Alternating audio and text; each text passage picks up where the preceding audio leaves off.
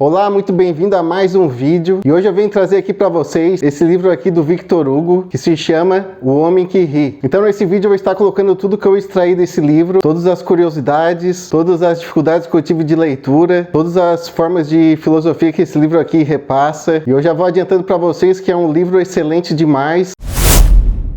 Olá, seja muito bem-vindo a esse vídeo, a esse canal. Eu me chamo Lucas, TLK Livros e Leituras, e hoje a gente vai estar falando a respeito desse grande livro aqui que se chama O Homem que Ri, de Victor Hugo. Então, só para adentrar um pouquinho do autor, questão rápida, a gente vai ter o Victor Hugo, um escritor francês, que nasceu em 1802, e esse livro a gente vai ter o lançamento dele, a publicação dele em 1869. É um livro de 514 páginas. Então a gente vai ter aqui a história de um menino que se chama Gwynplaine. Nós vamos ter toda a trajetória dessa criança, toda a infância dela contada nesse livro. Só que o que mais tem de interessante aqui é como é conduzida a infância dessa criança, onde que inicia toda a história, a jornada dessa criança, que se chama ali o protagonista, o Gwynplaine. Então o livro ele começa assim a descrever toda a parte ali dos compra-chicos. Os compra-chicos, eles são traficantes de crianças. Então o Victor Hugo ele vai colocar assim tudo como era feito ali os tráficos dessas crianças, que eram os compra-chicos, como que elas eram vendidas. Esses compra-chicos eles pegavam essas crianças e mutilavam essas crianças. Então eles tiravam as características dessas crianças e deixavam ela de modo assim que elas viravam uma aberração. Então a gente vai ter o Gwynplaine, o protagonista, passando por esse sistema aí de mutilação na mão desses compra-chicos. Só que num determinado momento, então, ele está nesse navio aí para ser traficado, já está mutilado,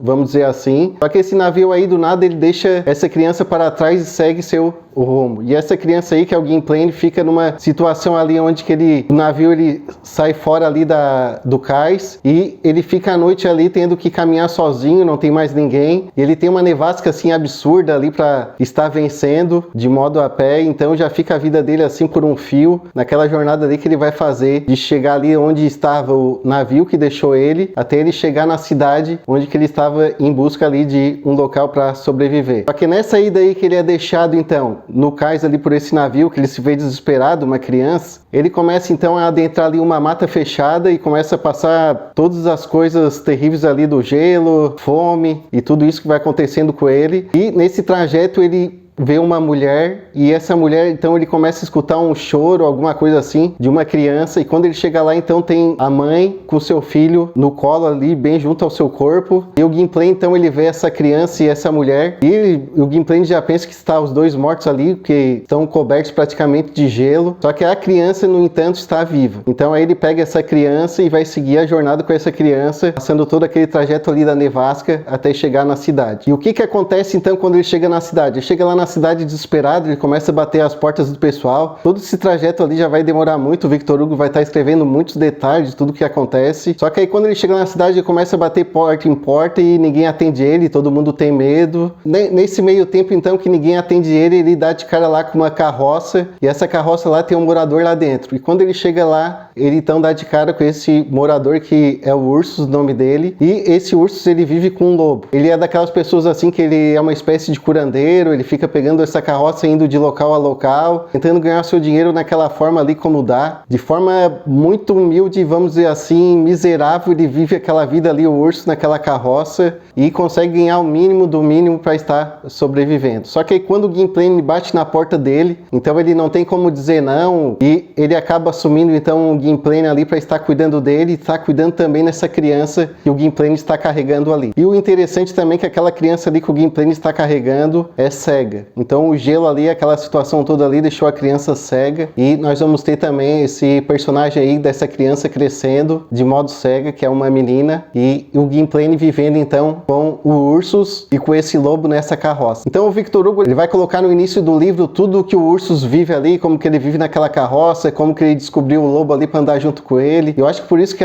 um pouco da leitura se torna um pouco difícil, é porque esse personagem do menino ele acaba demorando um pouco para se inserir ali na história, e a gente começa a ler o livro e a gente não sabe do que o livro quer falar, da onde é que a gente vai chegar com toda aquela história ali do Ursus na carroça. Então eu penso assim que o leitor ele tem que ter um pouquinho de paciência para vencer aquela parte ali que é colocada no início, onde explica todos os tráficos das crianças, e essa parte aí do personagem Ursus, que vai ser a pessoa que vai acolher o Gwynplaine. Só que depois que o gameplay é inserido na história, então a gente consegue ler assim e já consegue fazer as correlações de tudo e fica muito show a gente tá conseguindo relacionar todos os personagens já naquele momento ali e a gente já consegue já ter uma diretriz assim de o que a história vai contar e de onde que a gente pode estar chegando. Então o gameplay, o Homem que Ri, é totalmente colocado em cima dele pela mutilação que foi feita com ele. Ele vira uma espécie de aberração, esse menino, e o Ursus vai usar ele então assim, não usar no termo da palavra, mas já que eles vão virar uma espécie ali de família, o Ursus vai pegar ele assim, eles vão começar a dar shows pela cidade e ali eles vão conseguir ganhar sua vida e o gameplay vai ter um papel de estar fazendo entretenimento, de dando entretenimento para essas pessoas dessa cidade, ou seja, ele vai virar uma peça-chave então pro Ursus de trabalho, de todas essas coisas aí também. Então o gameplay vai ver muito dessa história ali que foi o Ursus que acolheu ele. Então a gente vai ter aqui já um primeiro baque assim de, geralmente assim, pessoas humildes que não tem nada para dar, são as que realmente vão dar assistência ali para ele. Então isso aí talvez já fique uma grande lição aqui no livro que o Victor Hugo quis colocar. E uma coisa que vai ter por trás dessa história aqui, ele vai estar explicando muito essa relação assim de ricos e pobres, a questão da justiça, a questão de toda essa estrutura social que nós temos. Ele vai colocar então o gameplay, que ele vai conviver muito tempo então com o Ursus ali nessa carroça. Lá atrás então vai vir o Victor Hugo descrevendo uma história, que ele vai descrever toda a parte ali dos nobres, os lords, a parte dos reis da época. E o gameplay então, quando ele era uma criança, teve uma parte ali da coroa que o rei ali tipo teve uma relação com uma mulher fora do casamento e nasceu o gameplay. Então a gente vai ter então o gameplay tendo, vamos dizer assim, o sangue real e convivendo ali naquela parte ali da miséria. Só que a princípio ninguém sabe disso, nem o Ursus, nem ele mesmo. E a história então ela vai ser contada, vai deixar vários gatilhos, várias pontas soltas pra gente estar unindo e vai contar essa história então do gameplay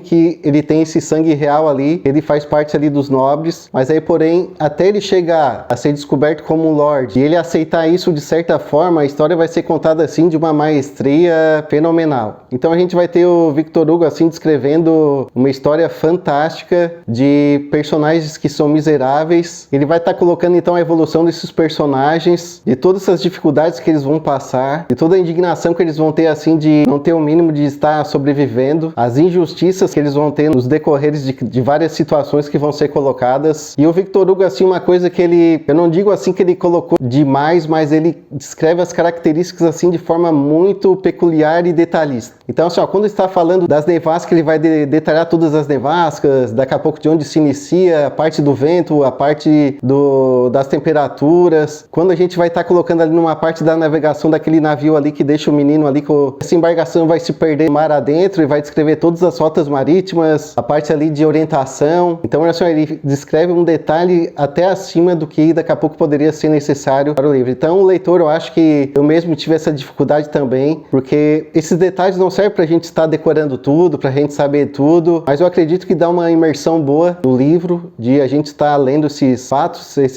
essas notas de especificações de tudo que ocorre ali, de navegações, orientação, a parte dos nobres ali, dos lords, a parte dos reis, ele descreve toda a família real, tudo ali, como que é dado o feito nobre, como que os direitos que eles têm, os deveres, colocar toda a estrutura ali da Inglaterra, vamos colocar assim. O Victor Hugo vai descrever tudo isso. Então, por isso que ele, basicamente, esse autor aqui eu considero ele um gênio, porque não sei como que ele consegue obter tanta informação para estar detalhando tanto assim nos livros dele. É um estudo profundo e com certeza ele já vem com essa bagagem aí de estudo e tudo mais para estar tocando nos livros. Então a gente vai se adentrar então muito mais assim nesse paralelo que é esse menino sofreu um abandono, foi mutilado, foi abandonado pela sua família original que pertencia à alta classe e vai passar por todos os percalços aí que a vida vai dar para ele. Chegando no final, depois fechando toda a história aí, ele vai estar colocando a visão dele de justiça, de ele estar do outro lado, né? Ele vai dizer o seguinte, que já que eu estive do lado dos pobres, lá dos humildes, agora que eu estou aqui com vocês, eu sim sou o cara que tenho mais bagagem e mais experiência de vida para estar colocando aquilo que realmente devia ser feito. E nós vamos ter uma frase muito famosa nesse livro, que o Victor Hugo ele coloca, que é do inferno dos pobres, que é feito o paraíso dos ricos. Então isso aí é uma baita de um baque que a gente tem aí. Esse livro então ele vai sempre trazer esse lance aí de a gente estar refletindo a situação aí que serve até para os dias de hoje, com certeza. E o Victor Hugo, não só esse livro aqui, eu li O Homem que Ri, mas tem Os Miseráveis, que eu vou colocar aqui na tela para vocês, que Os Miseráveis eu coloco como sendo um dos melhores livros que eu já li na minha vida. É um livro aí de 1.500 páginas, mas uma obra-prima daquelas. E O Homem que Ri também eu considero um livro fantástico também, e eu indico a leitura com certeza desse livro, que é um baita de um livro clássico, que vai fazer a gente não só se inserir em vários detalhes aqui de aprendizado, mas vai fazer a gente estar refletindo toda essa parte aí que o Victor Hugo sempre vai trazer aí da pobres, ricos, estrutura social, nosso papel aqui, as cobranças e tudo isso aí. Então aqui fica então a dica desse livro aqui, O Homem que Ri, para vocês. Então não deixem aí de estar se inscrevendo no canal, curtindo esse vídeo, podem comentar. Eu sempre trago aí indicações de livros aí para vocês, livros que realmente eu faço a leitura, e tem outros livros aí que eu vou estar trazendo aí que eu já até fiz a leitura logo mais aí para todos. Então fica a dica aí de O Homem que Ri, livro excelente, que vai ser um baita de um livro aí para vocês lerem e encarregar sempre aí na vida de vocês.